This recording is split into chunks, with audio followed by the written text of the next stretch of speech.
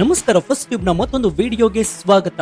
ನಮ್ಮ ಸಂವಿಧಾನ ಶಿಲ್ಪಿ ಡಾಕ್ಟರ್ BR ಅಂಬೇಡ್ಕರ್ ಅವರು ದೇಶದ ಪ್ರತಿಯೊಬ್ಬ ದಲಿತ, ಹಿಂದುಳಿದ ಮತ್ತು ಬುಡಕಟ್ಟು ವಿದ್ಯಾರ್ಥಿಗಳಿಗೆ ಉನ್ನತ ಶಿಕ್ಷಣ ಸಿಗಬೇಕು ಎನ್ನುವ ಮಹತ್ವಾಕಾಂಕ್ಷೆಯಿಂದ ಸಂವಿಧಾನದಲ್ಲಿ ಮೀಸಲಾತಿಯನ್ನು ತಂದಿದ್ರು. ಭಾರತದ ಪ್ರತಿಯೊಂದು ಸರ್ಕಾರಿ ಶಾಲಾ ಕಾಲೇಜುಗಳಲ್ಲಿ, ಯೂನಿವರ್ಸಿಟಿಗಳಲ್ಲಿ ಎಸ್ಸಿ, ಎಸ್ಟಿ ಮತ್ತು OBC ವಿದ್ಯಾರ್ಥಿಗಳಿಗೆ ಮೀಸಲಾತಿ ಸಿಗಲೇಬೇಕು ಎನ್ನುವುದು ಸಂವಿಧಾನದ ಸ್ಪಷ್ಟ ಆದೇಶವಾಗಿದೆ.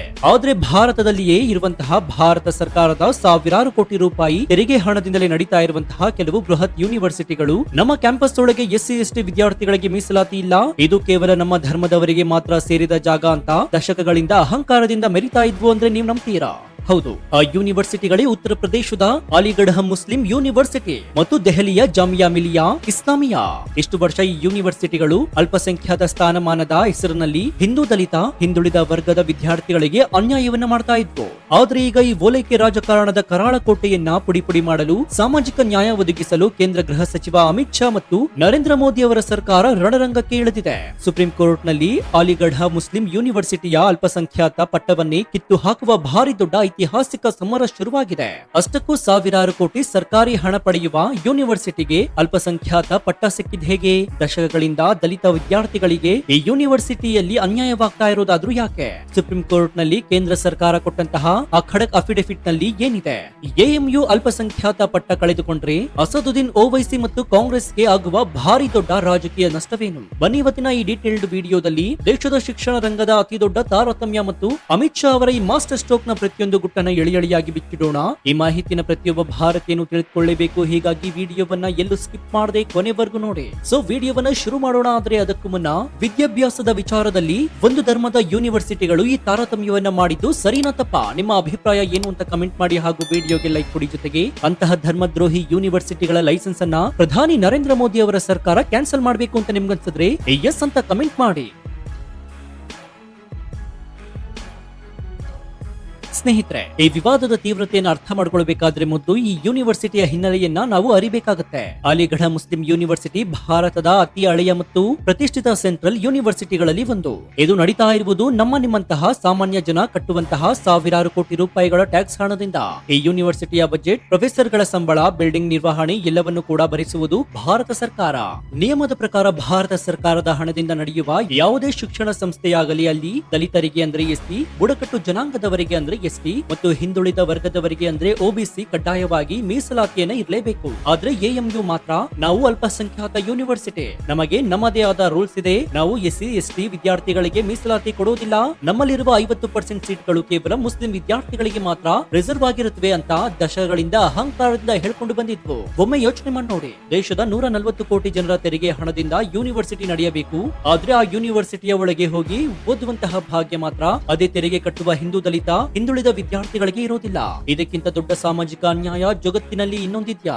ಸ್ನೇಹಿತರೆ, ಈ ಯೂನಿವರ್ಸಿಟಿಗೆ ಇಷ್ಟೊಂದು ಪವರ್ ಹೇಗೆ ಬಂತು ಎನ್ನುವ ಇತಿಹಾಸವನ್ನು ತೆಗೆದು ನೋಡಿದ್ರೆ ಅಸಲಿ ವೋಟ್ ಬ್ಯಾಂಕ್ ರಾಜಕಾರಣದ ಬಣ್ಣ ಬಯಲಾಗುತ್ತೆ. 1967ರಲ್ಲಿ ಸುಪ್ರೀಂ ಕೋರ್ಟ್ ಒಂದು ಐತಿಹಾಸಿಕ ತೀರ್ಪನ್ನು ಕೊಟ್ಟಿತ್ತು. ಅಲಿಗಢ ಮುಸ್ಲಿಂ ಯೂನಿವರ್ಸಿಟಿಯು ಕೇಂದ್ರ ಸರ್ಕಾರ ಕಾನೂನು ಮಾಡಿ ಸ್ಥಾಪಿಸಿದೆ, ಹೀಗಾಗಿ ಇದು ಯಾವುದೇ ಒಂದು ಧರ್ಮಕ್ಕೆ ಸೇರಿದ ಅಲ್ಪಸಂಖ್ಯಾತರ ಸಂಸ್ಥೆಯಲ್ಲ ಅಂತ ಸ್ಪಷ್ಟವಾಗಿ ಹೇಳಿತ್ತು. ಆದ್ರೆ 1981ರಲ್ಲಿ ಅಂದು ಅಧಿಕಾರದಲ್ಲಿದ್ದಂತಹ ಕಾಂಗ್ರೆಸ್ ಸರ್ಕಾರ ಏನ್ ಮಾಡ್ತು ಗೊತ್ತಾ? ಕೇವಲ ಒಂದು ಸಮುದಾಯದ ವೋಟ್ ಬ್ಯಾಂಕ್ ಆಗಿ, ಅಲ್ಪಸಂಖ್ಯಾತರ ಓಲೈಕೆಗಾಗಿ ರಾತ್ರೋರಾತ್ರಿ ಸಂಸತ್ತಿನಲ್ಲಿ ಕಾನೂನು ತಿದ್ದುಪಡಿ ತಂದು ಸುಪ್ರೀಂ ಕೋರ್ಟ್ ತೀರ್ಪನ್ನೇ ಬುಡಮೇಲು ಮಾಡಿ AMUಗೆ ಮತ್ತೆ ಅಲ್ಪಸಂಖ್ಯಾತರ ಸ್ಥಾನಮಾನವನ್ನ ಕೊಟ್ಬಿಡ್ತು. ಕಾಂಗ್ರೆಸ್ ಮಾಡಿದ ಆ ಒಂದು ಐತಿಹಾಸಿಕ ತಪ್ಪಿನಿಂದಾಗಿ ಅಂದಿನಿಂದ ಇಂದಿನವರೆಗೆ ಸಾವಿರಾರು ಬಡ, ದಲಿತ, ಹಿಂದುಳಿದ ವಿದ್ಯಾರ್ಥಿಗಳು ಅಲಿಗಢ ಮುಸ್ಲಿಂ ಯೂನಿವರ್ಸಿಟಿಯ ಒಳಗೆ ಉನ್ನತ ಶಿಕ್ಷಣ ಪಡೆಯುವ ಹಕ್ಕಿನಿಂದ ವಂಚಿತರಾಗಿದ್ದಾರೆ. ಇದು ಅಕ್ಷರಶಃ ಬಾಬಾ ಸಾಹೇಬ್ ಅಂಬೇಡ್ಕರ್ ಅವರ ಸಂವಿಧಾನಕ್ಕೆ ಮಾಡಿದ ಭಾರಿ ದೊಡ್ಡ ಅಪಚಾರವಾಗಿತ್ತು. ದಶಕಗಳಿಂದ ನಡೀತಾ ಇದ್ದಂತಹ ಈ ಅನ್ಯಾಯವನ್ನ ಬಹಳ ಹತ್ತಿರದಿಂದ ನೋಡ್ತಾ ಇದ್ದಂತಹ ನರೇಂದ್ರ ಮೋದಿ ಮತ್ತು ಗೃಹ ಸಚಿವ ಅಮಿತ್ ಶಾ ಅವರು 2016ರಲ್ಲಿ ಒಂದು ಭಾರಿ ದೊಡ್ಡ ನಿರ್ಧಾರವನ್ನು ತೆಗೆದುಕೊಂಡಿತ್ತು. UPA ಸರ್ಕಾರದ ಅವಧಿಯಲ್ಲಿ AMU ಒಂದು ಅಲ್ಪಸಂಖ್ಯಾತ ಸಂಸ್ಥೆ ಅಂತ ಸುಪ್ರೀಂ ಕೋರ್ಟ್ಗೆ ಕೇಂದ್ರ ಸರ್ಕಾರವೇ ಬೆಂಬಲ ನೀಡಿತ್ತು. ಆದ್ರೆ ಮೋದಿ ಸರ್ಕಾರ ಅಧಿಕಾರಕ್ಕೆ ಬಂದ ತಕ್ಷಣ ಆ ಹಳೆಯ ಅಫಿಡವಿಟ್ ಅನ್ನ ವಾಪಸ್ ಪಡೆಯಿತು. ಮೋದಿ ಸರ್ಕಾರ ಸುಪ್ರೀಂ ಕೋರ್ಟ್ ನ 7 ನ್ಯಾಯಾಧೀಶರ ಸಂವಿಧಾನ ಪೀಠದ ಮುಂದೆ ನಿಂತು ಖಡಕ್ ಆಗಿ ಹೇಳಿತ್ತು, ಯಾವುದೇ ಒಂದು ಯೂನಿವರ್ಸಿಟಿ ಸಂಪೂರ್ಣವಾಗಿ ಕೇಂದ್ರ ಸರ್ಕಾರದ ಹಣದಿಂದ ನಡೀತಾ ಇದ್ರೆ ಅದನ್ನ ಕೇವಲ ಒಂದು ಧರ್ಮದ ಅಲ್ಪಸಂಖ್ಯಾತ ಅಲ್ಪಸಂಖ್ಯಾತ ಸಂಸ್ಥೆ ಅಂತ ಕರೆಯಲು ಸಾಧ್ಯವೇ ಇಲ್ಲ.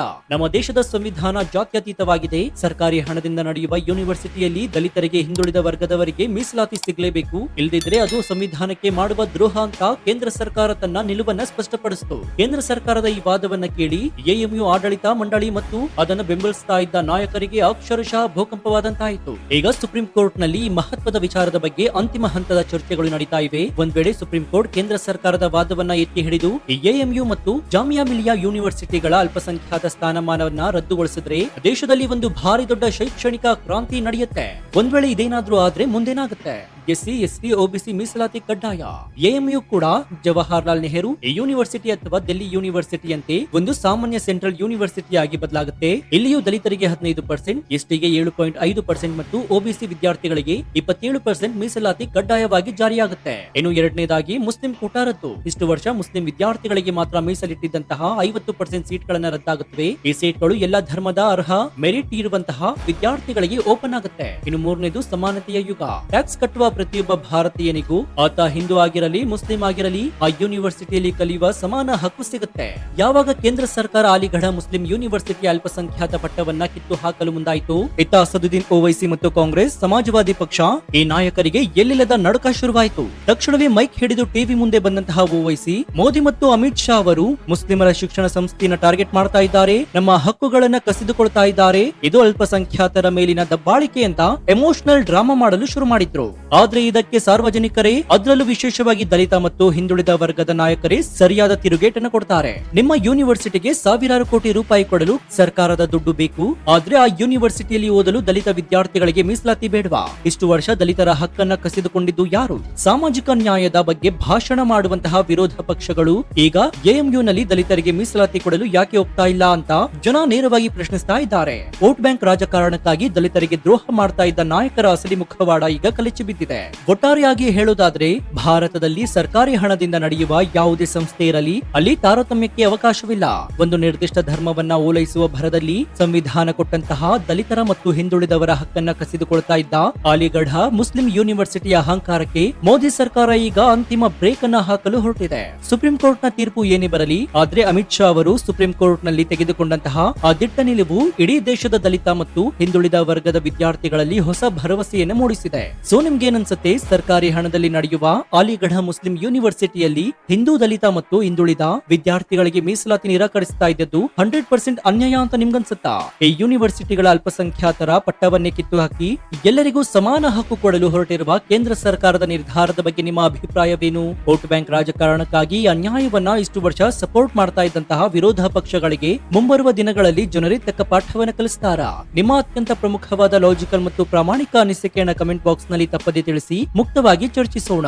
ಶಿಕ್ಷಣ ರಂಗದ ತಾರತಮ್ಯ ಮತ್ತು ಮೋದಿ ಸರ್ಕಾರದ ಈ ಸ್ಫೋಟಕ ರಿಪೋರ್ಟ್ ಪ್ರತಿಯೊಬ್ಬ ಭಾರತೀಯನಿಗೂ ತಲುಪುವಂತೆ ಹೆಮ್ಮೆಯಿಂದ ಈ ವಿಡಿಯೋವನ್ನ ನಿಮ್ಮ ವಾಟ್ಸ್ಆಪ್, ಫೇಸ್ಬುಕ್ ಗ್ರೂಪ್ಗಳಲ್ಲಿ ಮರೆಯದೆ ಶೇರ್ ಮಾಡಿ. ಇದೇ ರೀತಿ ರಾಷ್ಟ್ರೀಯ ಭದ್ರತೆ, ಜಾಗತಿಕ ವಿದ್ಯಮಾನಗಳು ಮತ್ತು ರಾಜಕೀಯ ನಿಷ್ಪಕ್ಷಪಾತ, ತ್ವರಿತ ಮತ್ತು ಅತ್ಯಂತ ಡೀಟೇಲ್ಡ್ ಆದ ರಿಪೋರ್ಟ್ಗಳಿಗಾಗಿ ನಿಮ್ಮ ನೆಚ್ಚಿನ ಫಸ್ಟ್ ಟ್ಯೂಬ್ ಯೂಟ್ಯೂಬ್ ಚಾನಲ್ ಅನ್ನು ಈಗಲೇ ಸಬ್ಸ್ಕ್ರೈಬ್ ಮಾಡಿಕೊಂಡು ಪಕ್ಕದಲ್ಲಿರುವಂತಹ ಬೆಲ್ ಐಕಾನ್ ಅನ್ನು ಪ್ರೆಸ್ ಮಾಡಿ. ಇದರಿಂದ ನಾವು ಹಾಕುವ ಹೊಸ ವಿಡಿಯೋಗಳ ನೋಟಿಫಿಕೇಶನ್ ಮೊದಲು ನಿಮಗೆ ಸಿಗುತ್ತೆ. ಮತ್ತೊಂದು ಸ್ಫೋಟಕ, ಜಾಗೃತಿ ಮೂಡಿಸುವ ಮತ್ತು ಹೆಮ್ಮೆಯ ವಿಡಿಯೋದೊಂದಿಗೆ ನಿಮ್ಮನ್ನ ಭೇಟಿಯಾಗ್ತೀವಿ. ಅಲ್ಲಿಯವರೆಗೂ ಎಚ್ಚರದಿಂದ ಇರಿ, ದೇಶದ ಆಗು ಹೋಗುಗಳನ್ನ ಗಮನಿಸ್ತಾನೆ ಇರಿ. ಇದಾಗಿತ್ತು ಈ ಕ್ಷಣದ ವಿಶೇಷ. ನೋಡ್ತಾ ಇರಿ ಫಸ್ಟ್ ಟ್ಯೂಬ್ ಕನ್ನಡ. ಧನ್ಯವಾದ.